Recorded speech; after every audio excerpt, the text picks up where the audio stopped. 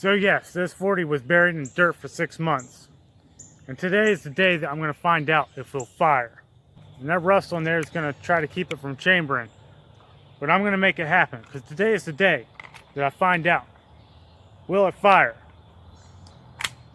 You might think I'm dumb for even thinking that it might fire after being buried in dirt for 6 months, but in this day and age, anything's possible. So here we go.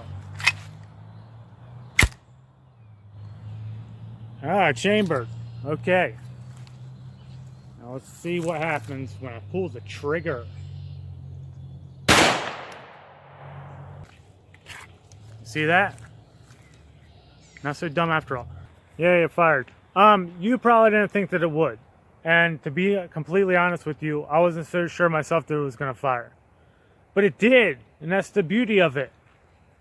These steel case cartridges, they're a beautiful thing.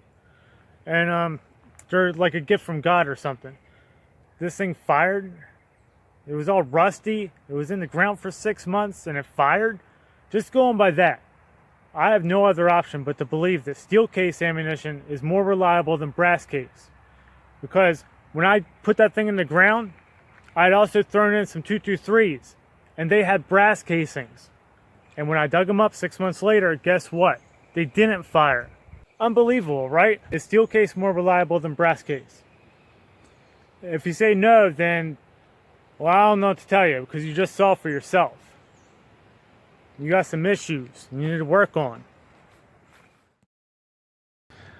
Alright, so it took me a little while, but I did find a casing for you. You see that big crack there? This huge gaping crack. I believe that's where a lot of the rust buildup was. It got knocked off when it chambered. So yeah, this probably wasn't the safest thing to be doing, firing a cartridge in this condition. But you know what? I live dangerously for you guys. Just for you guys. It's all worth the risk. You're welcome.